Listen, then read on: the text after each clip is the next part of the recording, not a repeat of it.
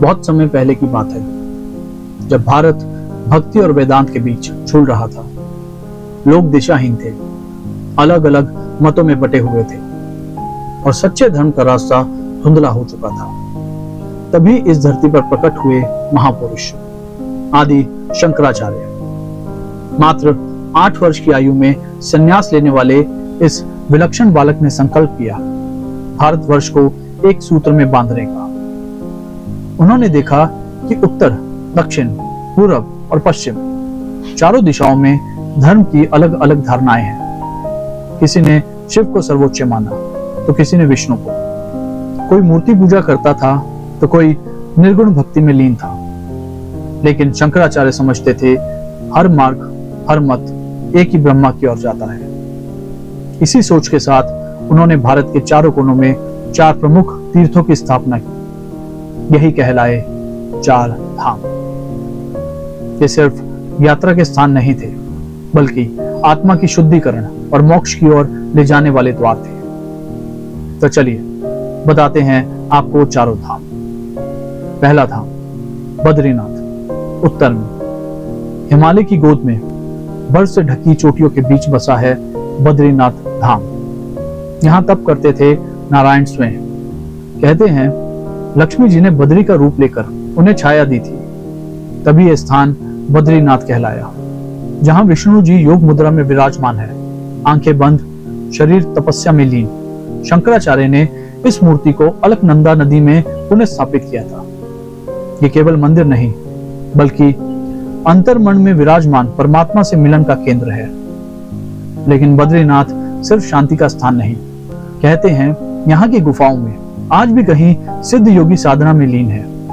ये रहस्य भी है कि हर 6 महीने में मंदिर के कपाट बंद होते हैं, लेकिन अगली बार जब कपाट खुलते हैं उस समय दीपक अपने आप जलता मिलता है। कौन जलाता है उसे, कोई नहीं जानता। दूसरा धाम द्वारका, पश्चिम गुजरात के सौराष्ट्र तट पर स्थित है द्वारका, जहां भगवान श्री कृष्ण ने अपनी राजधानी बसाई थी। कहते हैं जब कंस का वध हुआ और मथुरा बार बार हमलों से जर्जर हुआ, तब कृष्ण ने समुद्र से भूमि लेकर यह शहर बसाया। द्वारका सिर्फ ईंट पत्थर का शहर नहीं था, ये श्री कृष्ण की नीति, प्रेम और शक्ति का प्रतीक था। आज का द्वारकाधीश मंदिर उन्हीं की याद में स्तंभ है, लेकिन इसके पीछे छुपा है एक गहरा रहस्य। समुद्र के भीतर आज भी डूबी हुई प्राचीन द्वारका नगरी मौजूद है, जिसे वैज्ञानिकों ने समुद्र तल में खोजा है। शंकराचार्य ने यहाँ के शारदा पीठ की स्थापना की और द्वैत अद्वैत की शास्त्रार्थ परंपरा को पुनर्जीवित किया। ये धाम कहता है सच्चा धर्म वो है जो युद्ध के मैदान में भी प्रेम सिखा दे। तीसरा धाम पुरी जगन्नाथ, पूरब ओडिशा का पुरी धाम, जहां मंदिर के ऊपर लहराता ध्वज हवा की दिशा से विपरीत लहराता है, जहां समुद्र के किनारे खड़ा मंदिर होने के बावजूद भी भीतर प्रवेश करते ही समुद्र की आवाजें गायब हो जाती हैं। यहाँ निवास करते हैं जगन्नाथ, उनके साथ बलभद्र और सुभद्रा।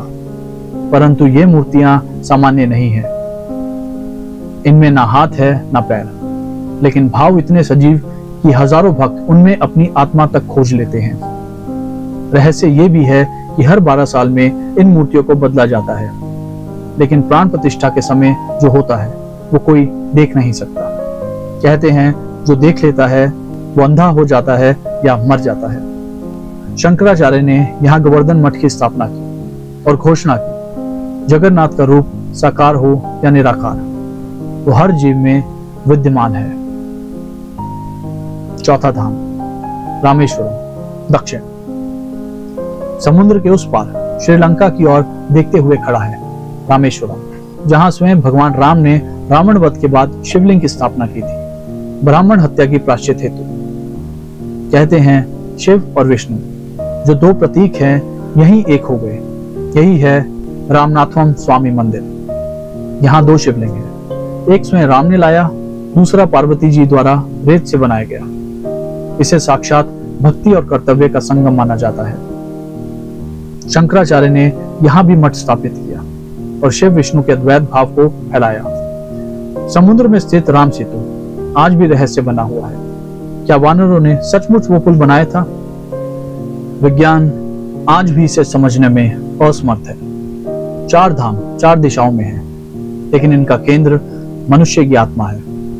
ये तीर्थ केवल घूमने का स्थान नहीं, बल्कि अपने भीतर झांकने का रास्ता है। शंकराचार्य ने जब इन चारों को जोड़ा तो भारत को एक आध्यात्मिक नक्शा मिला। वो नक्शा जिसमें धर्म जातियों में नहीं बटा था, बल्कि आत्मा से परमात्मा तक की सीधी यात्रा बन सका। आज भी जब कोई भक्त 4 धाम की यात्रा करता है तो सिर्फ 4 स्थान नहीं छूता, वो 4 अवस्थाएं पार करता है। जिज्ञासा में श्रद्धा, श्रद्धा में ज्ञान, ज्ञान में ध्यान और ध्यान में मोक्ष। शरीर 4 दिशाओं में चले, पर आत्मा एक दिशा, ईश्वर की ओर। 4 धाम की यात्रा केवल पैरों की नहीं, हृदय की होती है। जहां 4 नाम नहीं, एक ही नाम गूंजता है, ओम। जहां 4 रूप नहीं, एक ही सत्य चमकता है, प्रेम। दोस्तों, अगर आपको ये कहानी अच्छी लगी तो हमारी इस कहानी को लाइक कीजिए, शेयर कीजिए और ऐसी ही कहानियां जानने के लिए हमारे चैनल को सब्सक्राइब कीजिए। मिलते हैं बहुत जल्दी एक नए किस्से और कहानी के साथ। तब तक के लिए धन्यवाद।